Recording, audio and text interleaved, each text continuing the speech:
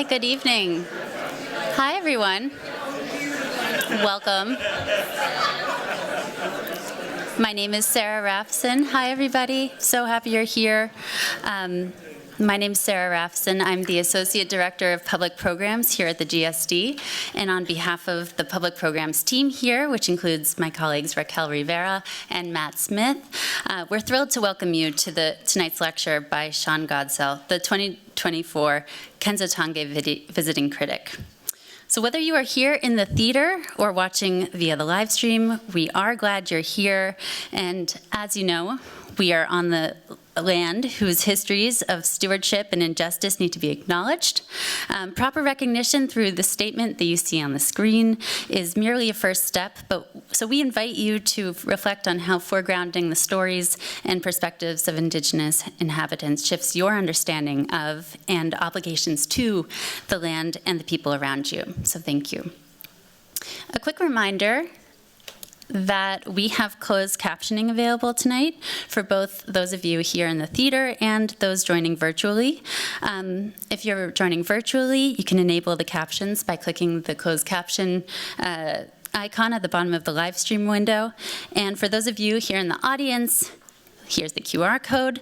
And if you have trouble activating this feature, Matt in the AV booth up at the top of the theater can help you out. I also want to mention several exciting events that are coming up at the GSD that we invite you to. On Tuesday, October 22nd, Jala Maksumi will deliver the Aga Khan program lecture titled Landscape, Garden, and a Colonial Legacy.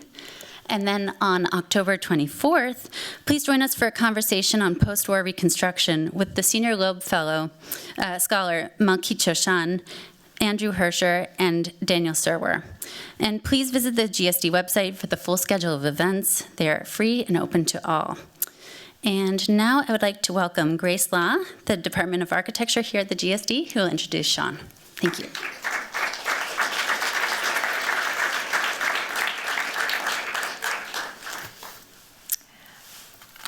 I'm delighted this evening to introduce Sean Godsell, who we recently welcomed to the GSD as the fall 2024 Kenzō Tange Design Critic in Architecture. And we're really incredibly thankful to the Tange family for making this possible, and to Sean for enduring the 22-hour, now 36-hour flight path from Australia. Amazing. Earlier this month, while I was in Japan, I visited with Kenzō Tange's son, Paul, and we marveled at the legacy of the Tange philanthropy to allow us really to bring to the GSD unique talents from around the globe, and in Sean's case, from just about the furthest place possible from Harvard.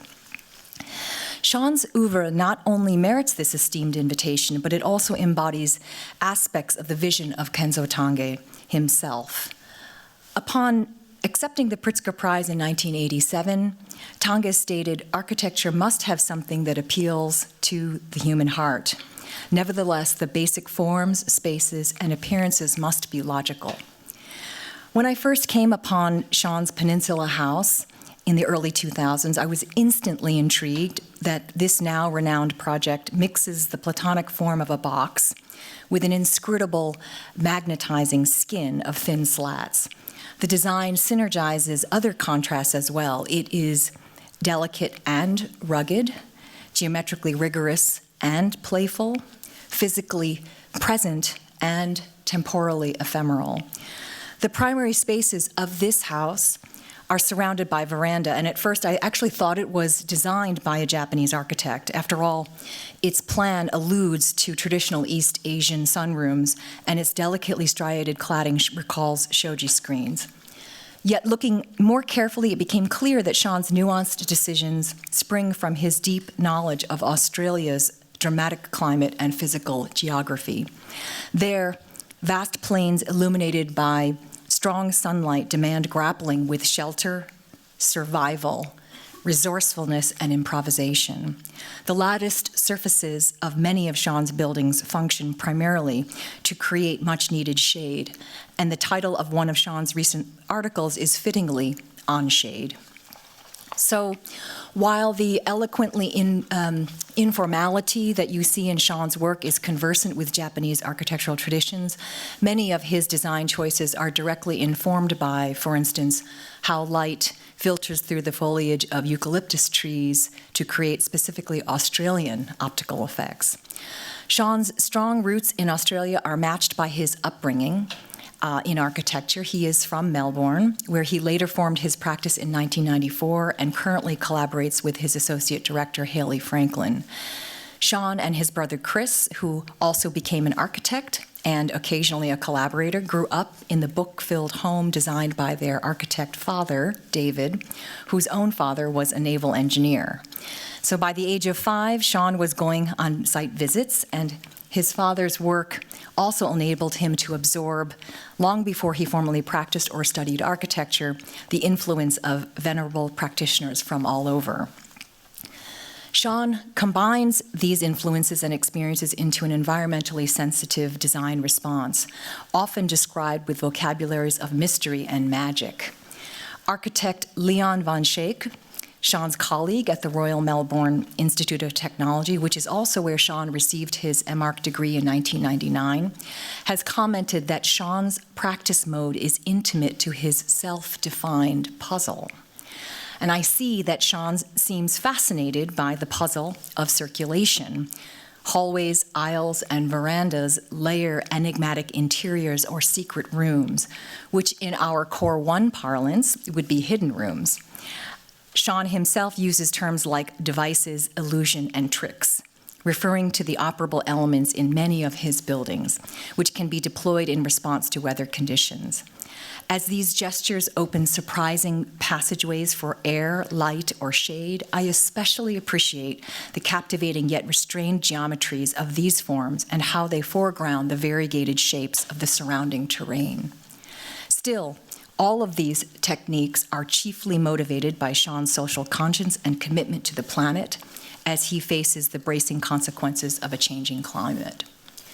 Sean was awarded the gold medal from the Australian Institute of Architects in 2022, yet despite many accolades, Sean's architecture stands out for its humility and grounded character. His studio and projects make large impacts while operating on unusually compact scales, exemplifying some of the sage professional advice he received early on from his father. When Sean asked what was needed to become a good architect, his father's instant reply was simply, stamina. Sean has shared this lesson with our students who have just returned from Australia's Outback. There, stamina fueled their exploration of a question central to Sean's practice. How can local architectures meet the global challenges of extreme heat? We're lucky to have Sean's guidance in this essential inquiry. Through his compassion for the earth and its people, Sean conjures poetry from the parched Australian landscape. He transforms the scorching heat of the sun into a warm and beguiling light. Please join me in welcoming Sean Godsell. I'm so happy to have you.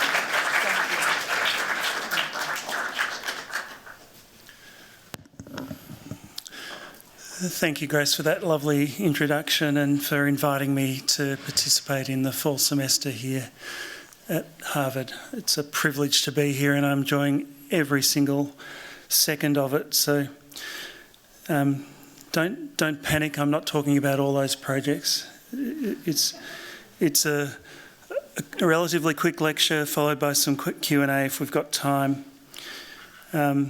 And I'll just do a little bit of background to start with and set the context. So I was here recently. I went over to here. I went back to there. And now I've come back to here. So forgive me if I'm slightly jet lagged because I only just got in 36 hours ago. You can see from that map that Australia is on the other side of the world and we're sometimes referred to as antipodes, and the Antipodeans were allegedly walking upside down. So our feet against your feet is the explanation of the title of the lecture. You can also see that Australia is clearly part of Southeast Asia geographically. And if I include Japan in that, then that region of influence is quite significant to my work, and we'll get to some of that in a minute. It's interesting to me that the mainland USA, not counting Alaska obviously, and Australia have basically the same landmass, but Australia has a small population. We have about a population about the size of LA and its outer suburbs. So 26 million people, America's 330, 340 million. So the differences are quite profound at that point. We also have other points of difference. We drive on the left-hand side of the road, which is the right side of the road. You drive on the right side of the road, which is the wrong side. We have the metric system.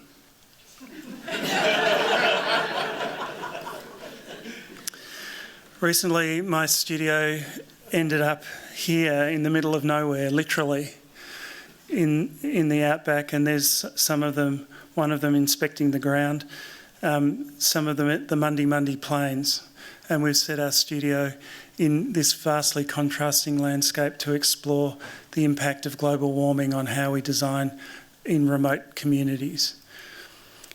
Grace mentioned my father. That's the house that I grew up in. So my bedroom was this room up here with the beautiful mitered glass corner. My parents, Dad was a Frank Lloyd Wright acolyte. This is a building with faced brickwork and Californian redwood panelling.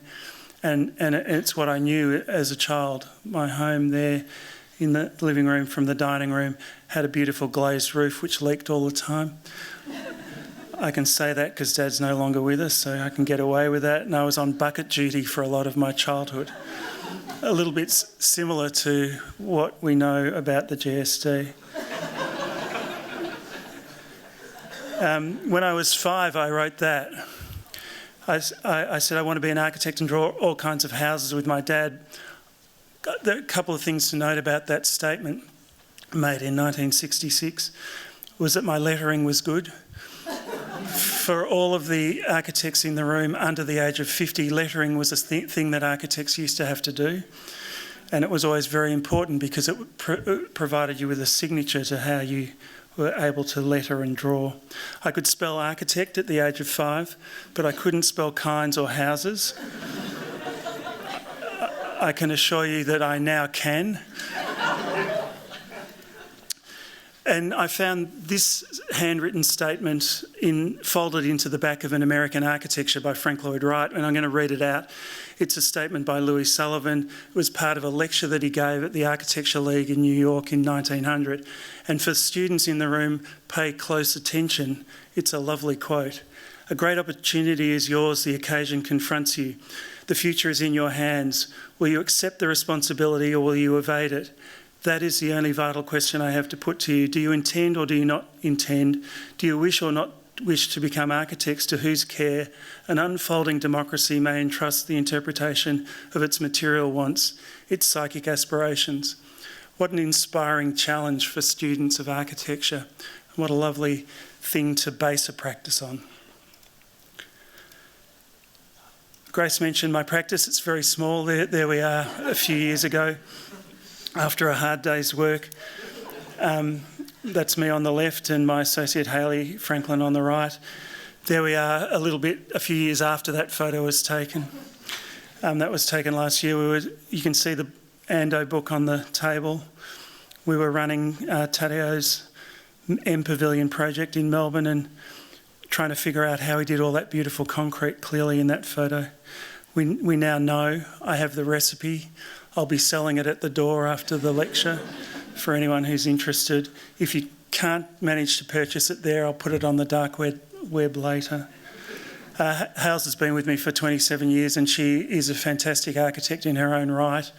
And she is one of the reasons why I can be here. She's back at home supporting the office and making sure that projects are run. She's at the coalface with me and there she is on site telling a plumber what he got wrong, probably. So she's a very important part of my practice. My wife Anne-Marie's here tonight. She's just flown in from Melbourne too, and she's here to disavow everything that I'm about to tell you. So she can tell you the other story. Disavow, that's very mission impossible. So I thought I'd start with a shack and end with a shack. And the first shack is a student project that I designed in 1984 and ended up making a prototype of. It's called Future Shack, which is a play on Alvin Toffler's book Future Shock.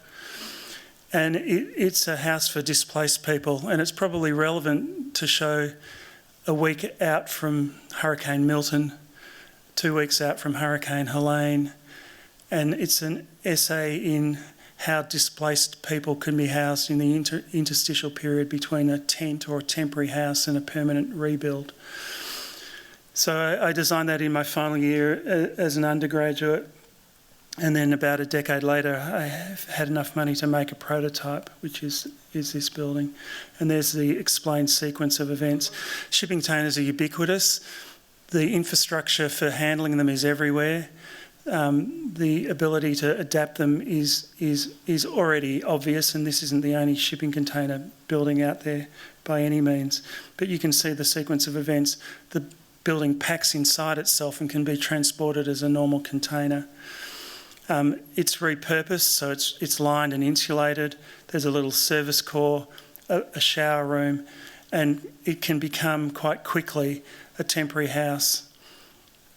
A small kitchen, a fold-down table, fold-down beds, a bathroom, as I mentioned, and there it is with me with a really bad haircut. I'm sorry to say that photo was in the Washington Post. That's in the garden of the Cooper Hewitt. That's Fifth Avenue behind and Central Park behind that. And to prove the theory, we packed the building up in Melbourne, put it on a ship, sailed the ship to Oakland, got it off the ship there, put it on a train, trained it into the Bronx in New York, craned it over the fence in Fifth Avenue and assembled it in 24 hours in the garden, and then 6 months after the exhibition was over, did the reverse and got it back to Melbourne. So I thought that was topical given recent events and the tragedy and impact of the hurricanes here. I'm going to show a few houses. This is work spanning over 40 years, so it's a quick synopsis. And the first one is the house that Anne-Marie and I still live in, and we raised our son Jack in.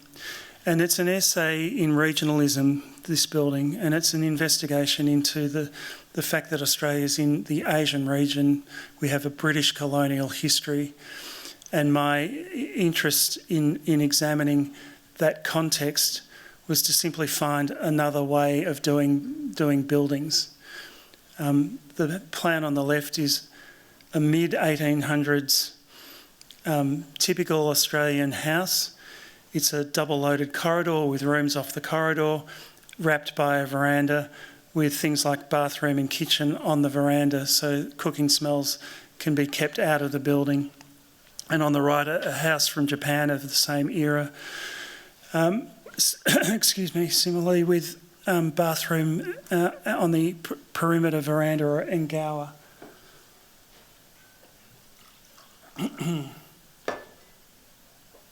And the points of difference in that plan are interesting. In the house on the right, the typical Japanese house of the era has a divided plan. There is no corridor space. The Western house, the house on the left, is managed by a corridor. So the plan of the Q house, as it's known, is one space divided by sliding panels. It's 18 metres, that's 54 feet, by 9 metres, that's 27 feet. So it's not a huge house by any means, but it has one large living and dining space, 18 metres by 4.5 metres, that's able to be divided into a small room and a large room by a sliding panel, and that's further defined by a small fireplace and a big fireplace. And then it's a sequence of rooms that are separated by sliding panels. A bedroom, a bedroom, a study, another bedroom, a bathroom, a kitchen. So the The semiotic devices at work in this essay on regionalism are the fact that it's a plan with no corridor space, it's divided. That's the eastern bit. And there's also this bit, which is a 7 metre long, 22 feet long kitchen table. And the kitchen table I described in this building as the altar of the Australian family. This represents the informality of the way Australians like to live. We like to congregate around food. I don't think I've done a house with a formal dining room in it. And it's exaggerated in this plan to anchor the east end of the building. One of the other things about America and Australia is that the sun's in the north in Australia. It's in the south here, which is confusing for my students. So it's a north-facing garden with space for a future building, which has subsequently been built. It was built for our son Jack to live in when he was at a high school and university student. It's a box, so he was known as Jack in the box. It's now a studio space, which is one of the pleasures of children moving out of home. There you can see that main living space. Other stuff in this building that became more and more important in later work are things like the use of recycled timber for the floor. This is designed in 1995. The space divided by the sliding panel. A grillage of shade skin that's stolen without any shame from Jean Nivelle's hotel in the middle of France to make an operable skin using web forged grating. It's a type of industrial grating turned into a shade screen. There's some later photos so you can see the box in the background there, the kitchen table that I mentioned, that sliding wall track there, and it's a place where we've entertained architects from all around the world, including many notable American architects, Rick Joy, Marlon Blackwell, Todd Williams and Billy Chen, Tom Kundig. They've all had dinner there. We've had a lot of fun in that house over 27 years. These are photos the night that the El Crocus crew came. Anne-Marie will be able to expand on this story later, but they came with a group of people that were friends. Francesco Del Co, former head of architectural history at Yale and editor of Casabella, was sitting there. Alberto Campo Baeza, the Spanish architect, was there.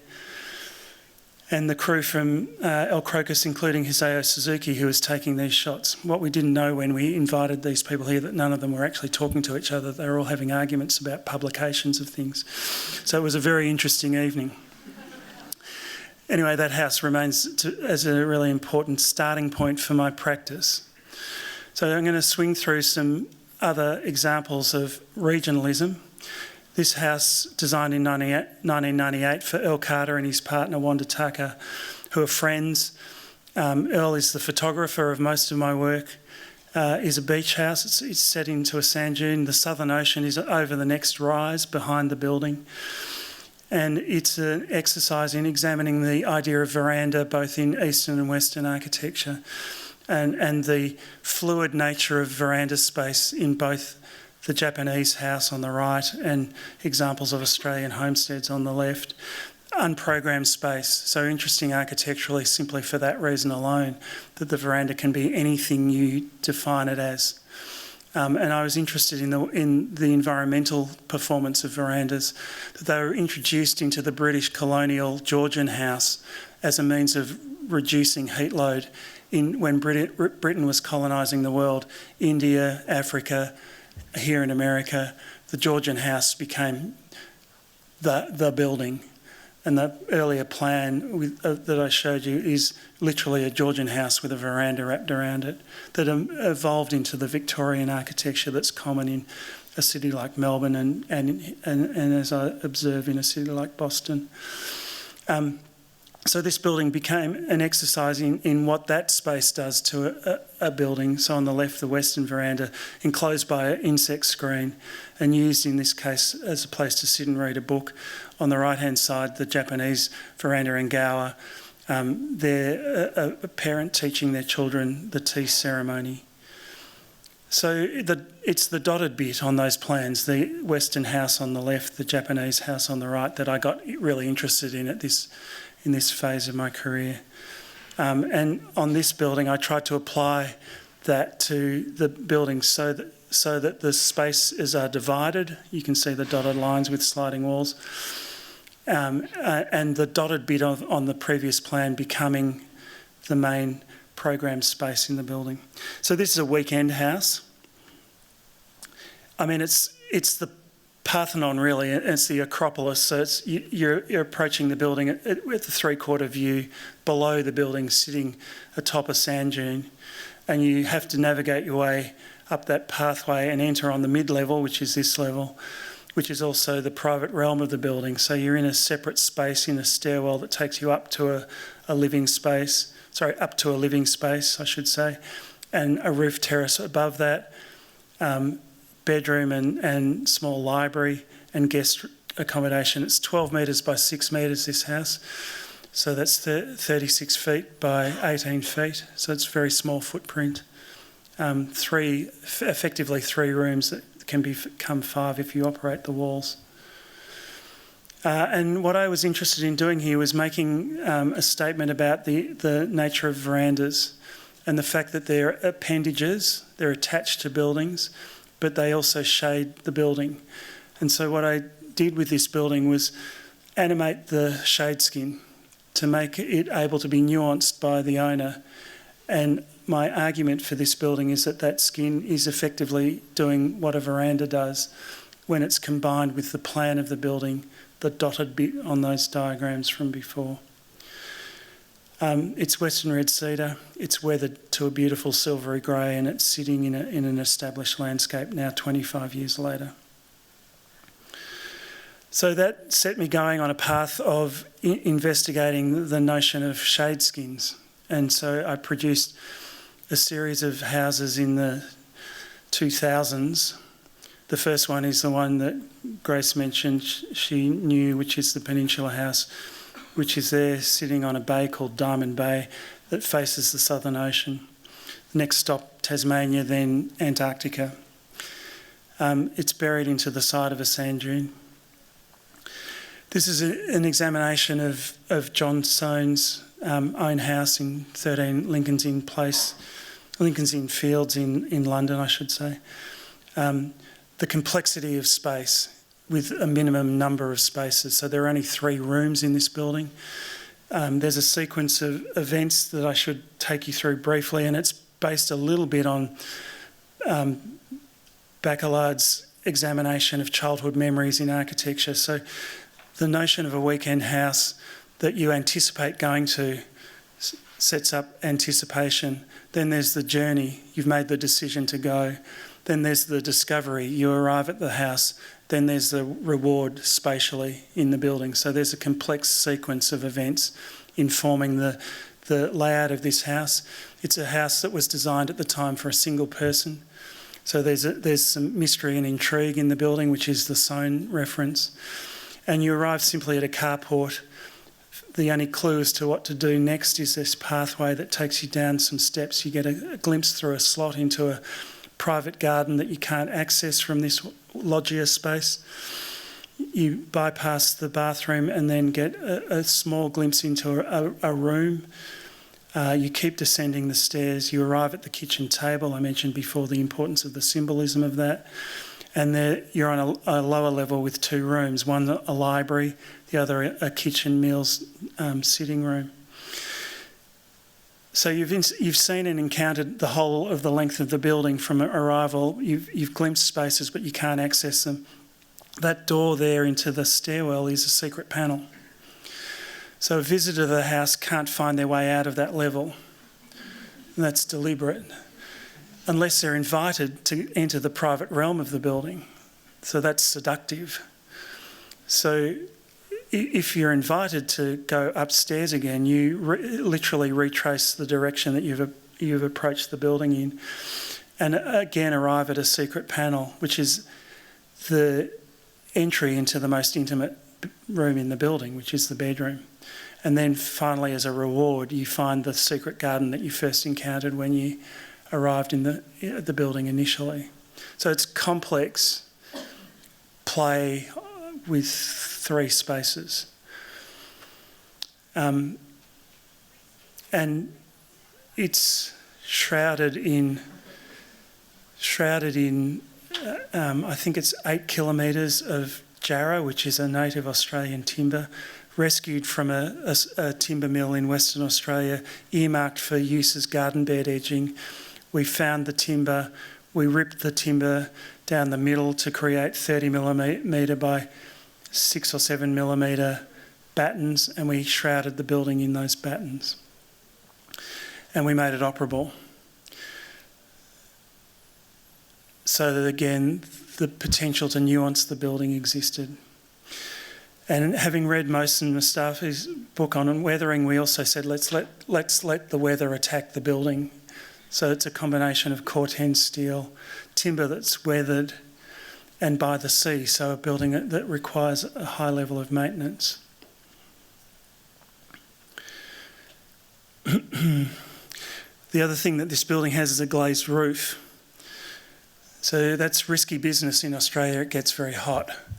So how did we do the glazed roof? Well, we shrouded it with this exoskeleton, this skin that helps keep the radiant heat load off the building and reduce the solar heat gain factor of the glass. So there you can see that ground level living room. The bedroom pokes itself into the box above. The secret door is next to the sculpture there. I think the owner put the sculpture there to remind them that there was a door next to it. And then a photograph taken a little bit later, a year afterwards, showing how beautifully the timber is weathered to create this kind of diaphanous veil on the building. And that intrigued me enough to make me want to keep looking at that for a little while. So a project a year or so after that one was on this block here, again facing the ocean. So a guy came into my office. He was slightly dishevelled, but he was a lawyer. And he came into the office and he said, "A friend of mine told me that you're the right person to design a house for me." I said, "Sure. What do you want?" And he said, "I've got this piece of land here by the sea. It's got beautiful views." I said, "That sounds interesting." He said, "I'm living and working in Hong Kong. I'm a contract law expert." That's scary. "And I'm doing a lot of work in Dubai, but I'm here in Melbourne. I'm sick of Hong Kong. I want the seasons again. I want to feel the cold of winter. I want to see the colours of autumn, or as it's known here, fall. And I want a house where I can encounter nature again. Sick of the air conditioning life I've got for myself and my family." I said, "Sure." And I said, "That sounds really nice." And then he pulled a piece of crumpled up paper out of his pocket and he put it on the table in the meeting room and said, "And this is my idea for the house." So lawyer, unhappy, house design. I said, "Great, show me what your thoughts are." And he said, "Well, my idea it's radical." He said, "I want a pavilion for the living room, a pavilion for the kitchen, separate pavilions for my bedroom, and I want you to be able to go outside and then inside to get to each of the rooms." And I said, "What about when it's cold and wet?" And he said, No, that's what I want. I want it to be cold. I said, what does your wife think about that?" And he said, "Oh no, I'm hoping you'll tell her that." Anyway, he and his wife became great clients, and we did this building. We pointed the short end to the view. We gave him what he was asking for, but in a slightly more refined way. We gave him the public realm, the living space, accessed from the top of the stair. And then we forced him and his wife and 2 children outside into a covered promenade to access a library, a utility room, a bedroom, a bathroom, a bedroom, a bathroom, a bedroom, and another deck. And we invested in this building the same thinking in terms of journey and discovery and reward as I mentioned in the previous scheme. So you arrive at the carport, your view of everything is denied by that. You see the path, you find the path, you ascend the stair, you get the view, you enter the building. Anyway, so when I presented that plan to them, the wife was very nervous. I said, don't worry, if you really don't like it, we'll build it in. Like that was ever going to happen.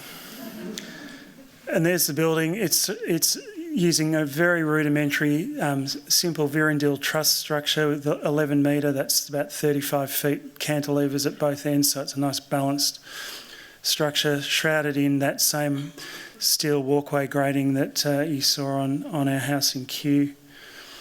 That's a view taken from the house on the opposite side of the street. So the building was completed and then the controversy started, and it was attacked by local residents as being an eyesore.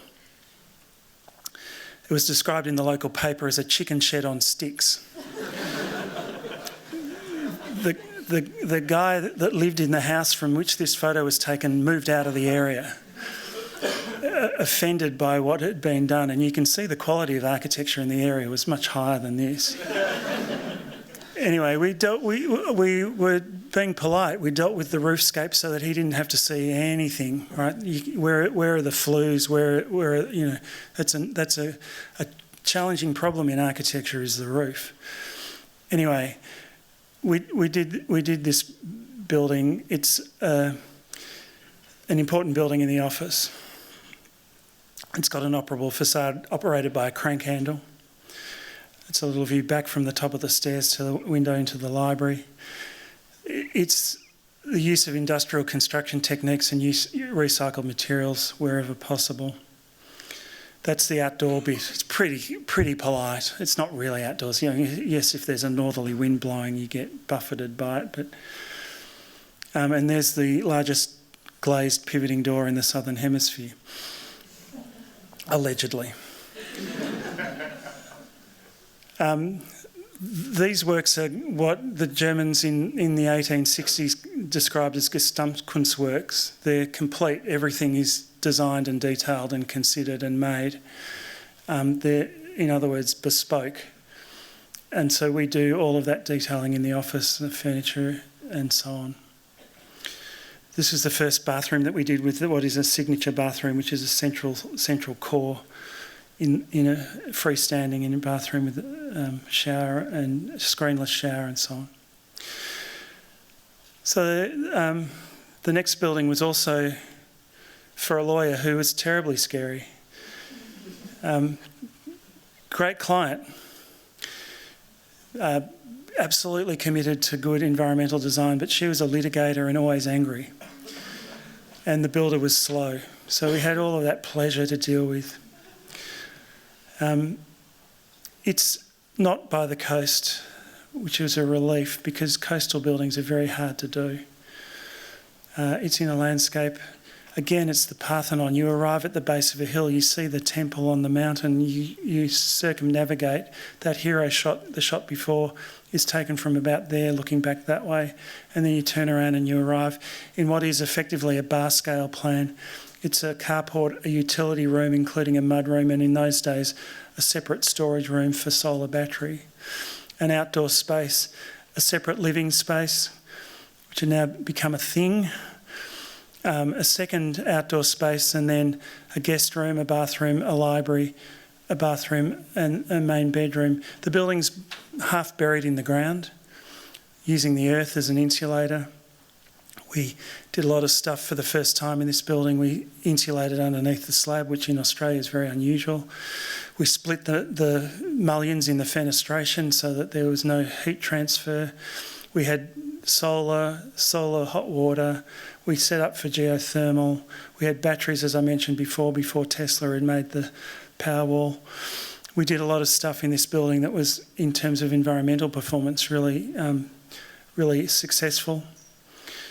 And we started to develop a system for the facade that is dramatic because it dissolves the tectonic in the facade.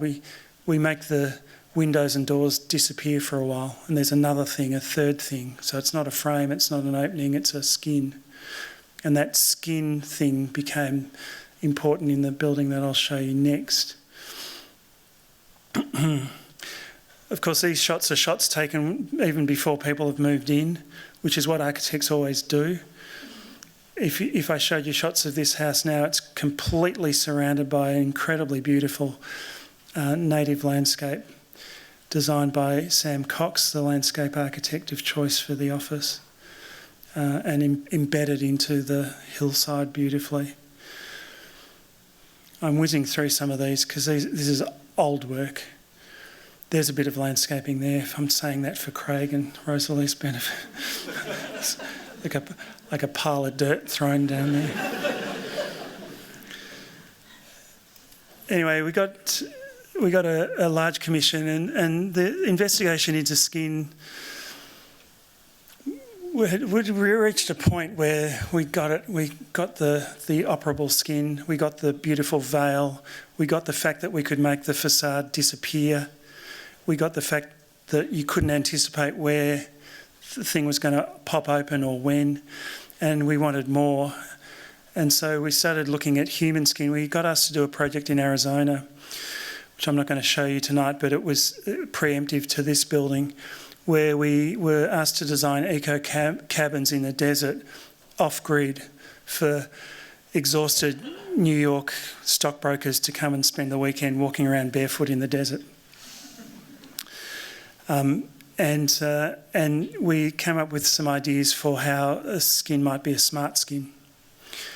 And that's a cross-section through human skin, which is graphically interesting, and human skin does a lot of good stuff. For example, it sweats when you get hot to keep you cool.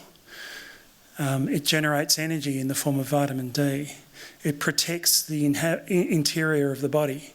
It does a lot of stuff that are analogous to how a building skin might operate.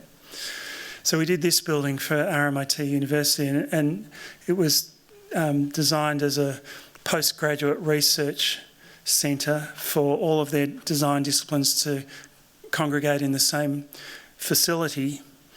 And we explored the idea of the skin further on that building. It's on Melbourne's main civic axis. There's the site there. This is our Shrine of Remembrance, our memorial to fallen veterans. When you watch the tennis here at the Australian Open, it's played there. The 1956 Olympics was held there. And we made a 13,000 square metre, which is about 150,000 square feet, design research facility with a basement, with an acoustics lab, a flat floor theatre, a robotics model making area, some plant and back of trip facilities, and a museum standard design archive. We provided an exhibition space so that the outcome of design research could be put on public display. And so a large volume exhibition space based on that at the University of Westminster, a long, low exhibition space, a cafe, a courtyard whose level was set by future connections into the adjoining spaces that were never actually constructed, the design archive here, and forecourt in between. So there you see that upper level forecourt, a lecture theatre. And there are a few important things to talk about in this building. Then a series of open plan, bump in, bump out research spaces, culminating in a roof terrace with a series of seminar rooms and function facility. So the university was keen to encourage the idea of cross-pollination between research disciplines. And we said, and Grace mentioned it before, and it's no coincidence that we said that the circulation is the most important space in this building, because that's where people will encounter each other. So we charged up the circulation and turned it into exhibition space and public space. We made it wide and generous, and we did almost the unthinkable from a commercial point of view. We put the lift core at one end and a stair at the other, so that people were encouraged to walk through that space to connect between levels. There it is there. You can get a sense of the city of Melbourne. That's a photo from a decade ago. This site has now been fully constructed on. with some questionable buildings. And we made a few further propositions about what a building could be. So the university said we have to have solar in the building. We said if we put photovoltaics in that building, it'll date it before it's finished. What else do you want to do? They said, we've got our own solar research faculty. Let's talk to them. We ended up coming to the conclusion that we should future-proof the building for future research into solar and solar technologies that didn't even exist at the time. So we did a building with an operable shade skin made out of 16,500 glass discs that can be removed and replaced as solar research takes place. So in the first iteration, the skin is doing what the other skins on those earlier buildings were doing. There's some research that's being undertaken, and I've been talking with one of the professors in that department recently about building integrated photovoltaics, and they are working on research associated with that right now. Some of the north end of this building has got some research panels in it now, which is great to see. And so what we said was that we can put that into the building. We can put all the backbone infrastructure into the building to make sure that you can connect it up in the future. This is again pre the Tesla battery, but we said the battery research is going to take you to a point where you can put batteries inside this building. We did a lot of other stuff to do with the environment. There's 200,000 litres worth of rainwater harvesting tank in the basement. There's grey water harvesting. You can just sense the floor levels in that photograph. There's perimeter fresh air intakes into a raised floor building where fresh air can enter the building from floor registers. And we included woven stainless steel mesh around those fresh air intakes that can be wetted with some of the harvested rainwater to make what in Australia is known as a Coolgardie safe cooling system. It's like a passive evaporative cooling system. Whenever timber was used in the building, it was recycled, and so on and so on. So you can get a sense of the scale of it. There's one of Melbourne's trams. There's some people. There's someone running. And that's the archive building, the smaller building on the other side of the road, which is just made out of 6-inch by 6-inch steel tubes turned into a pergola.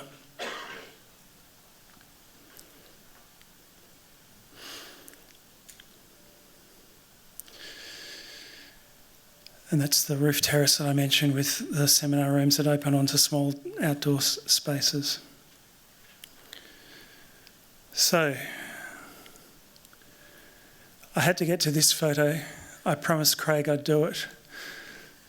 That hairy head there is Craig Douglas, who was one of the initial occupants of the building and whose team and who he personally, I should say, were spectacularly good supporters of the idea of knock-in, knock-out research space. They moved in, they set themselves up, they got cracking, and they became the model floor for the rest of the building.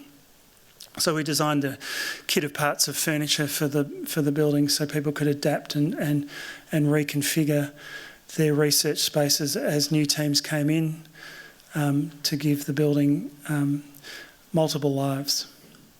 That's that main exhibition space that I mentioned. That's the world's tallest sliding door, photographed next to a very short person to exaggerate the door. The lecture theatre, which is a series of benches and really a TV theatre so that lectures like the one I'm giving now can be live streamed throughout the rest of the building. We designed a landscape installation called A Field of Heads.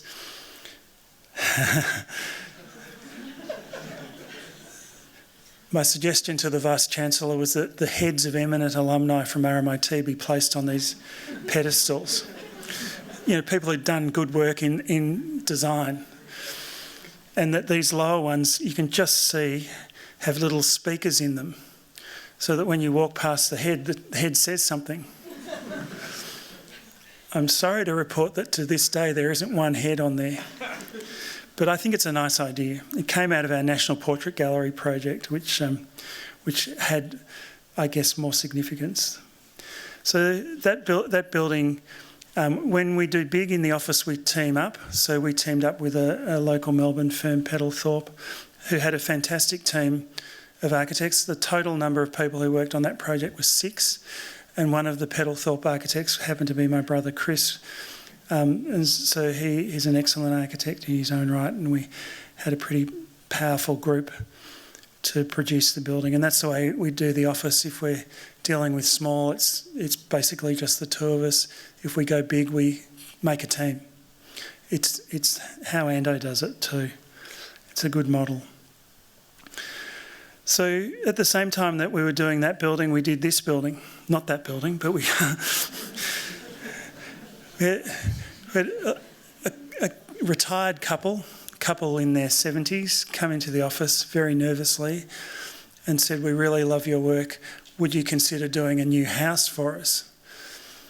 We know you're very busy." And I said, "Of course, that's what we do. We do buildings for people. We don't pick the scale, we just try to do good buildings." And they said, "Well, we've bought this block of land in Carlton near Melbourne University." 7:23. How am I going for time? I've got 15 minutes. It's okay. I've only got a few to go. They'd bought this land. Now, to the left of that shot, just down the laneway, is a great building by a great American architect, Walter Burley Griffin. It's the Newman College Chapel and halls of residence for Melbourne University. So there's a constant parade of students down this little laneway street.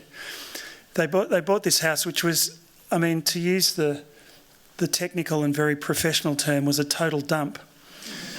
And they said, "What do you think we should do?" I said, it's got no heritage value at all. We should pull it down and we'll design you a beautiful new building."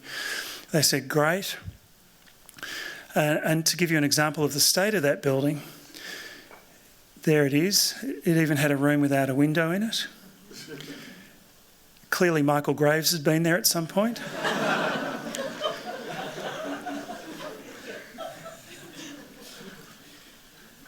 But we couldn't get the heritage architects at the City of Melbourne to let us pull it down.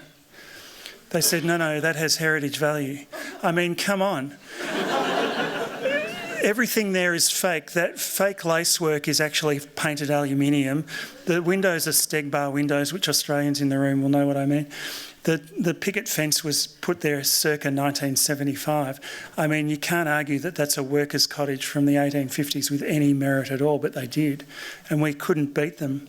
So we gave up, and so we joined them. So we did a 70 square metre project. So we're doing the design hub at 13,000 square metres, and we did the 70 square metre project at the same time. And this is a really important project in the office because it is a transition into some other ideas. So we're departing from the skin. You can see it's building bound, and the little laneway is about 7 metres wide, so 22 feet wide. That's the plan of the existing building that you've just seen, and this is what we did. We took out that wall. We actually rebuilt all of this and made a kitchen, living, sitting room, a little light court and terrace, a studio. One of the owners was a photographer, a bedroom and a bathroom, and a little rear terrace, a light court really.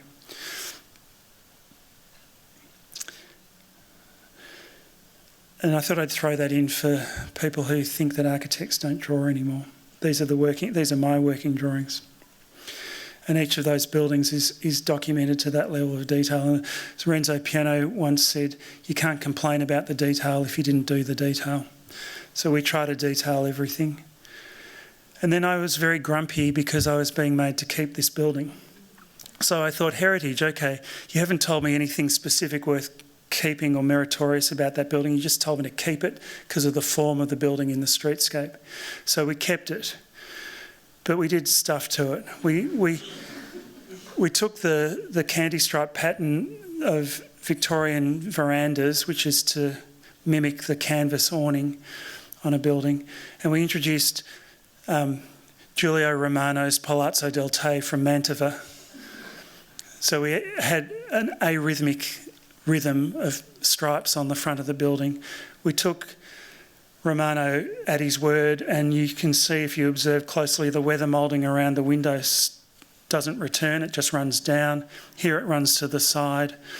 There the stripes cut through the opening. So we made this incredibly complex elevation and painted it in heritage approved colours. So what were they going to say? We didn't put the front fence back.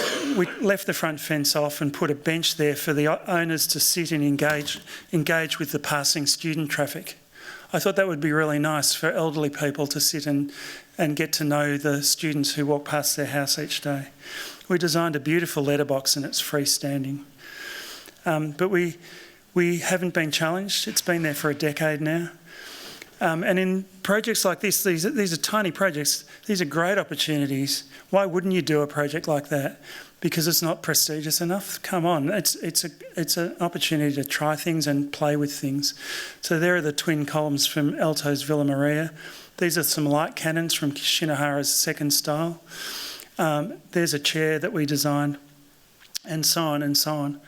So we put plaster lathes in for the lathe and plaster that would have once been in the building as another nose thumbing to the heritage people. They're all brand new. And then we made this very simple but very nicely detailed place to live. That's a little break between the first pavilion and the second pavilion. That's the studio. You can see a fold-down desk sitting in there. There's a basement for storage. There's now that signature bathroom. And you can see that this too has a glazed roof. But as I said before, you can't do a glazed roof in Australia without protecting it. You can see the sort of view that a 3-storey townhouse would have received. There's that tower there is about 100 storeys high in downtown Melbourne.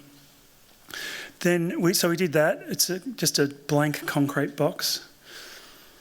And then we brought architecture into it. So architecture, not architecture. Architecture, not architecture. Then we did a little bit more architecture, and a little bit more, and a bit more.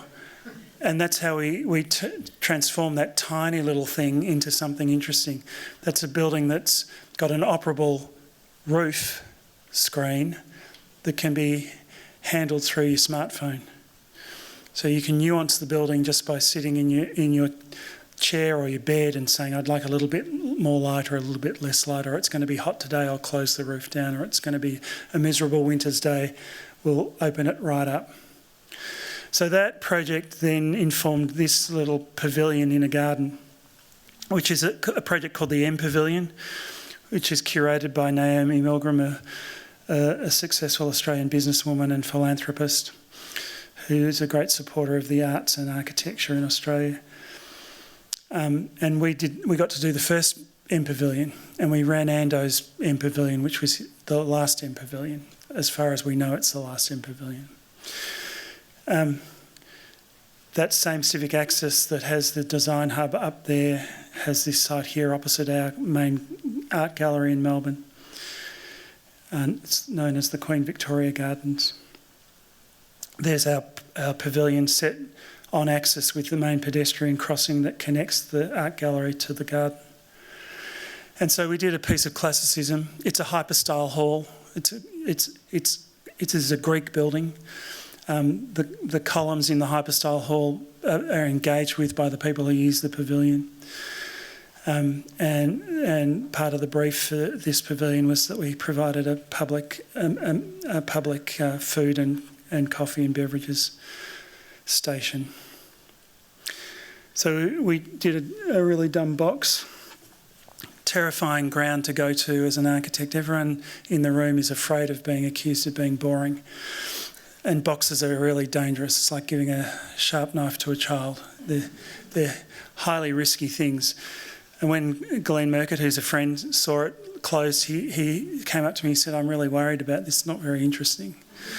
And I said, don't worry, Glenn, it'll be fine. It opens up. So it's a temporary, it's sort of like the Serpentine, not quite. It has a curated program of events that are, everything from poetry reading to musical recitals to speeches and lectures and so on. It's a bit of Melbourne in the background. So we did this homage to the Outback shed.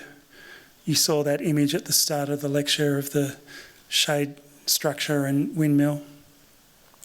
And then we made it do this each morning. So it was like a flower in the garden, opening and closing at the beginning and end of each day.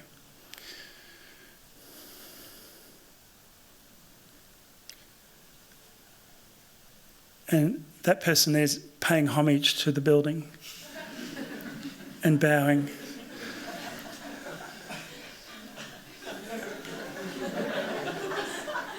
Right?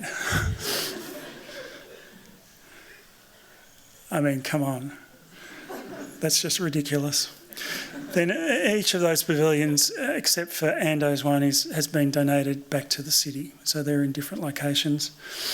And coincidentally, having done a hyperstyle hall, that particular pavilion was donated back to the Hellenic Museum in Melbourne. A couple more projects. This farmhouse takes some of the thinking from those previous two projects and starts talking about the parasol as a legitimate design device. Not the first architect to do parasols, no problems, but these parasols are quite powerful. This is a new farmhouse on an existing farm. The old farmhouse is kept, it's converted into guest accommodation. This is about 30 metres by 30 metres, so what's that, 90 feet by 90 feet. The parasol is, I mean. These are slightly later shots than that opening shot with the garden established. At the bottom of the hill there's 170,000 litres, God only knows what that is in gallons, of rainwater harvesting.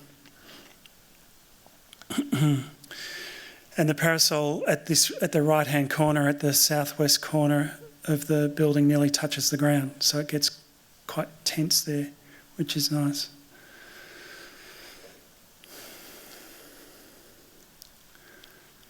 I got stuck in San Francisco yesterday and I went and had another look at the Morphosis building there, which is a fantastic building. It's beautifully delivered building. But it struck me that the sensibility of that building and this building is similar. It's galvanised steel. It's very crude in a way. There's a crude subtlety about that building, which I think is shared with this one, as that parasol shades the outdoor space and space around the building. So again, the approach road, the temple on the mountain, the removal of the vista, the rediscovery of the vista, the sweeping down into a valley and the loss of the side of the house altogether, then at that point turning and looking across the top of the building to the distant view. So that's capability Brown, right? That's the picturesque in landscape at work, dealing with different fields of view and from different perspectives to set up the drama of finding something in the landscape that's actually man-made. It's a really dumb plan, simple, a living and sleeping block, a separate sitting room, a home office, a utility room, set in an L shape with a courtyard, a terrace, and that space there. And the owner was a commercial real estate agent. And he said it took a bit of convincing to get them to agree to the parasol. I think they like it, but he said, what is this space in here? You know, he was really saying, what am I getting for my buck here? I said, that's the architecture in there. Don't worry about this, that's just the accommodation. This is what's making the accommodation incredible. It's the other stuff. He went, oh, he clearly wasn't convinced, but we built it anyway. So there's this lovely sense of being able to nuance the parasol in a very simple use of galvanised steel in some of these buildings is because it's very symbolic in the Australian context. You'll notice that chair reappearing. That's my skateboard chair. There's 2 skateboard decks bent in to make a chair. Really low-cost, crude. A student in my design studio this afternoon used the word frugal. It's a good word. It's got frugality.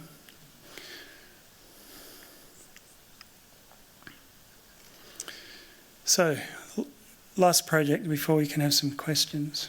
I hope there are questions. I've asked my students to heckle. I haven't heard any heckling, so right now they're all failing. So I said I'd begin and end with a shack. So this is a shack for the same owner as that house. This is on a 400-hectare farm. And it's set up to become the guest accommodation for a future house on another part of the property. But in the interim, it's a weekend accommodation. It's 36 square metres. So what's that? 3 times 36, 108 square feet. It's tiny. When I designed this in about 2017, then it got built during the pandemic, so it was a very slow project. But I referenced Riken Yamamoto's Yamakawa house, his second building done in 1977, which is a series of blocks on a timber platform under a gable roof. And I said we could do blocks on a platform, a big outdoor platform with a tiny living space, with a tiny little kitchen, a bedroom and a shower room as a separate building, and set them so that they got the view. And the view is to a mountain range in Victoria called the Yuyangs.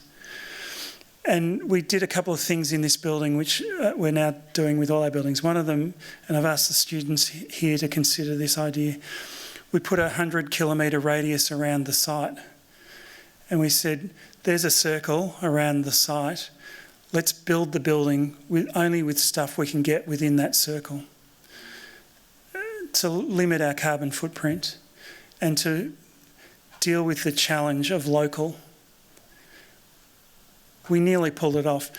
Pretty much everything in this building is built, or every component of the building can be purchased at a home depot, or you would say depot.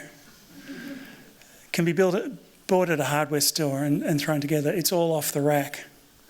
There's no customisation except for the window frames, which are made out of off-the-shelf components but fabricated.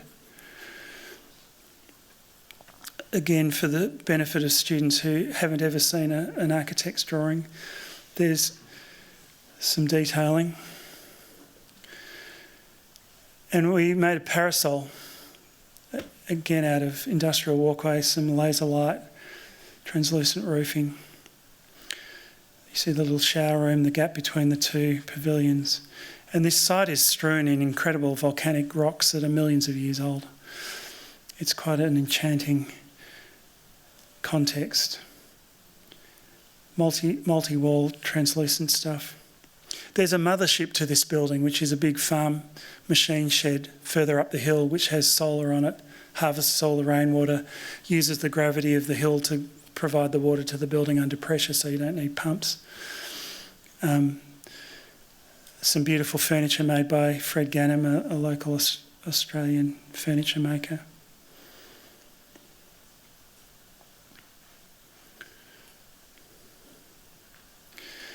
So that'll do. I think that's enough. I've got jet lag. I'm very happy to answer questions or talk about some of the other projects that are on the screen that I didn't talk about. If you're interested in anything in particular, fire away.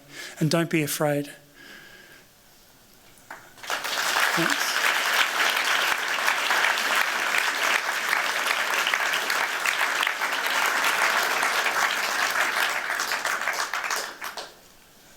Yes.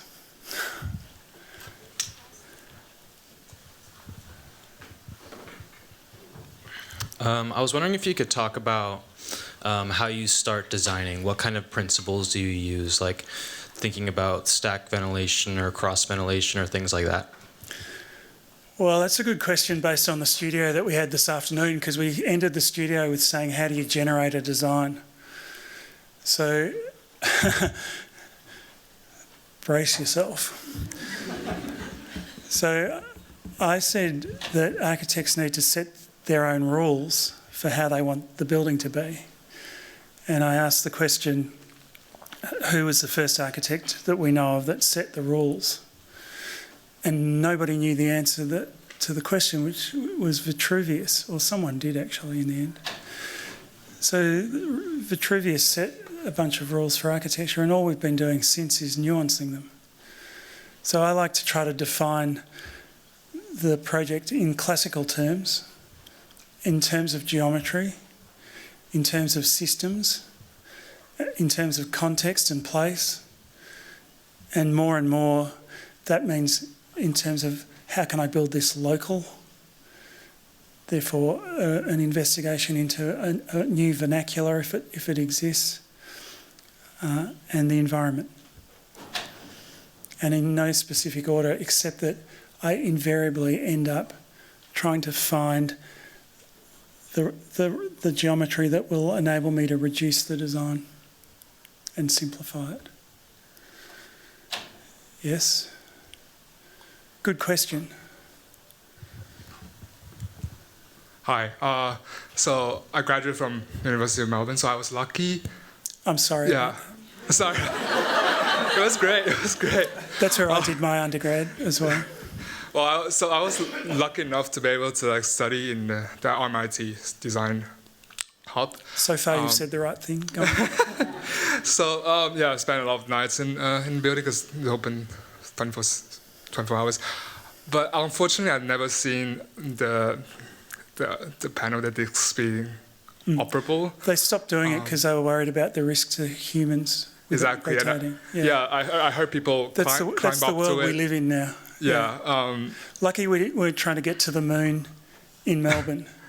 We would have risk managed ourselves out of the problem altogether.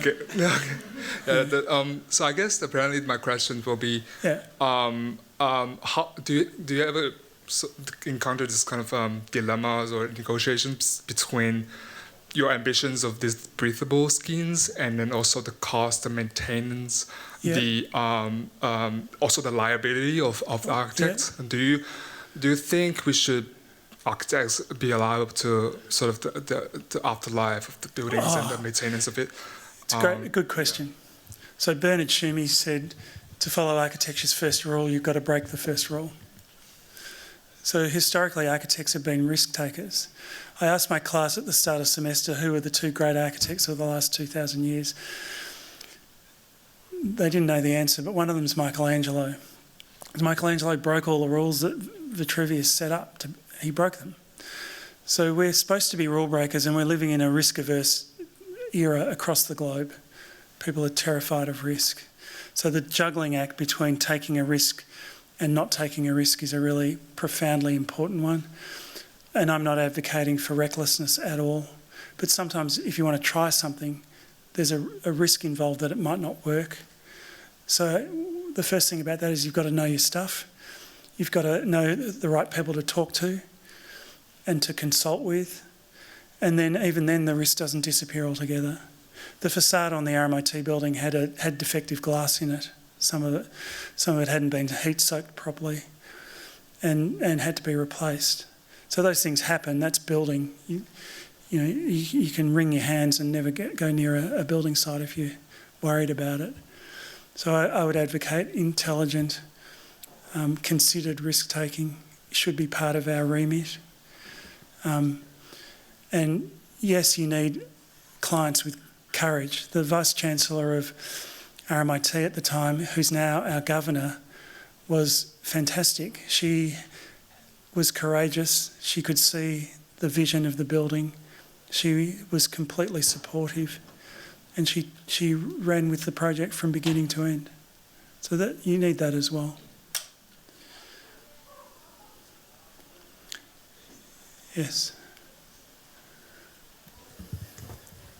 Thank you for the lecture. I noticed that there's a lot of simple but very genuine composition of geometries in many of the plans that you presented.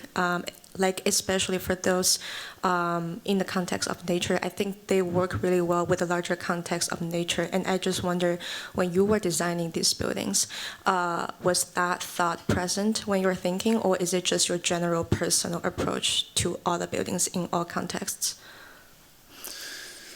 Of course, on a certain level. I think all architecture ever does is interrupt nature.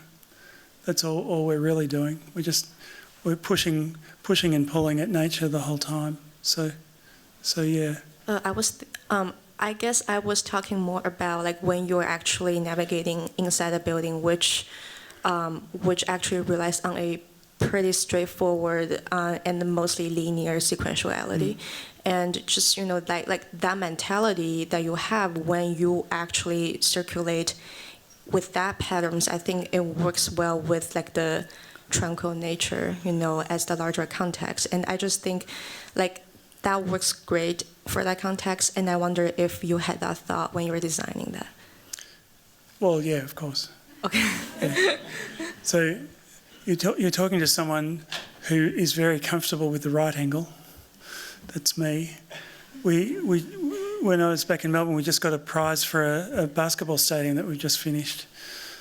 And it had a really awkward site with floodplains and easements and all sorts of things.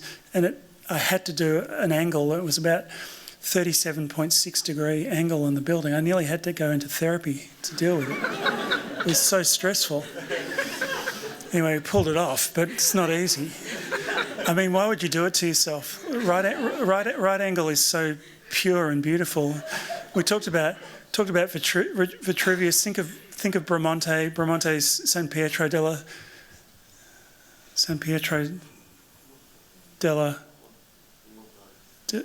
in Rome. The chapel is a circle and a square. It's beautiful. I haven't done a circle yet. I'm trying. I've done some circles that haven't been built, but I can't comprehend how the mind works around some really complex buildings that we see. I know that the computer makes that a little bit easier, but yeah, you notice how skillfully I haven't answered your question properly.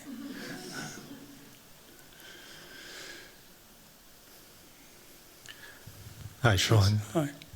Sorry. Yeah, go. I really enjoyed the presentation, and I really enjoyed the idea of porosity coming from someone who has grown up in the tropics. Having worked in Europe and in the city, I've realized that building codes and sustainability rating systems have tried to push away from that to go towards ultra airtight buildings that really reduce any interaction between the outside and the inside. And I'm just wondering what your experience is, dealing with such codes possibly in Australia. You're talking about passive house? That and even the energy codes in Massachusetts, it's pushing towards that. Yeah. So what we're arguing for around the globe in terms of building performance is a hermetically sealed building. So the fallout from that is that you need a mechanical system to move air through the building, whereas once upon a time you used to have natural ventilation, even going back in time a little bit to compulsory fixed ventilation in buildings. So the mechanical air movement I'm not so keen on. The hermetically sealed building is certainly in the Australian context leading to problems with mould in buildings. So I think there's probably it's a balancing act that we're still trying to work out. The extreme regulation of building linked to climate change is warranted, but sometimes it throws the baby out with the bathwater. I put on my students' reading list Rainer Banham's Architecture of the Well-Tempered Environment. It's really worth a reread, written in 1969. He gets onto it really well, and the history, particularly in this country, of the evolution of the constructed internal environment's worth a read. Because it's not as simple as a cure-all system applied everywhere. It doesn't work that way. And what we're arguing for in the buildings we're doing is less and less mechanical. Because you turn on the air conditioner, you're consuming energy. It's not so good. If you can keep a building cool without that, it's better. And I know it's the reverse problem in places like Boston, where we've got to try and keep the building warm most of the time. But that's also, to a degree, achievable with passive systems. So building codes are always a pain. And so are planning codes. They're even worse. That's the reality of practice and making architecture. You've got to deal with it. There's no point fighting City Hall. You'll never win. So you have to work your way through it and still try to achieve architecture at the end of it. Not so easy. Sorry, someone had a question there. Yes. Sorry. Yes. Hi, Sean. I find that the operable components in your building are a source of, a lot of delight. So what I wanted to ask is, what has been the challenges working on these components, and what are the keys to making them work? Knowing your stuff. When I was a student, we did so much engineering, we only needed to do one more semester and we could sit the engineering registration exams. That's basic physics. There's something dramatic about making a thing do that. It's not so dramatic doing that. That's pretty easy. That's harder. Making it do it in something like the M Pavilion and being able to control it, that's a little bit more sophisticated. But if I were to show you I can show you if you will indulge me, some of the M Pavilion early drawings. You can see they're hand-drawn. These are drawings that were being done for the prototype. So all of those connections are considered, worked out, I guess, by me, and then working with fabricators and then engineers, solved. So those details are coming out of that knowledge of first principles. Sorry, different project. It's not easy. It's not easy to make a panel disappear back into a facade and not be able to identify where the panel is. But that's the magic. It's all about artifice. And what it does is it dissolves the tectonic, as I mentioned before. So you lose the legibility of the building for a while. And then when you find it by operating the panel, it increases the drama of discovery. And that's the delight that you're talking about. And that's real pleasure in architecture, isn't it? Sorry, Grace, we've got one more. Okay. Sorry, be really quick. Thank you so much. It's such a beautiful and enjoyable lecture. I don't really have a question. I just hope you can talk a little bit more about your take on the consistency in your architecture approach versus the changes. You mentioned a couple of times that some projects are really important to the office, which subsequently have other projects that have similar approaches. And also you do a lot of houses. How does the consistent approach work with the idiosyncrasies of different clients? I just hope you can elaborate a little more. Well, that one's easy because people come to the office because they've seen other work. The hard thing with a house is saying, well, I'm thinking about this stuff over here now. You saw that building and you really liked it. I want to move over to here. That's the challenge.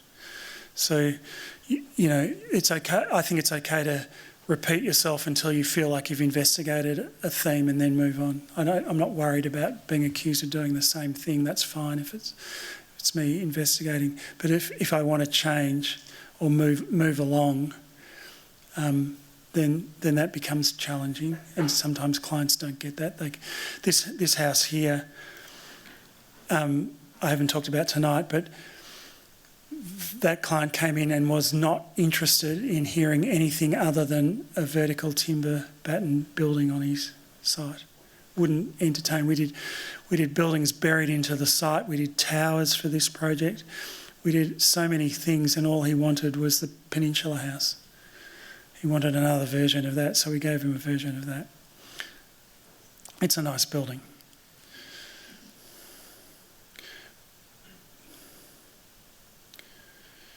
Fully automated building running through his smartphone. I mean, that's also, it's a question that sort of edges towards the question of style. And I think if you're producing something and you're interested and you like what you're producing, then you can be accused of developing a style, but that's not the agenda. The agenda is, I finally solved the problem of doing that, I'll do that again, because I know how to do it. I'll repeat it. That's healthy, I think. On that note, thank you, Sean. 36 hours, we're grateful for it. Thank you.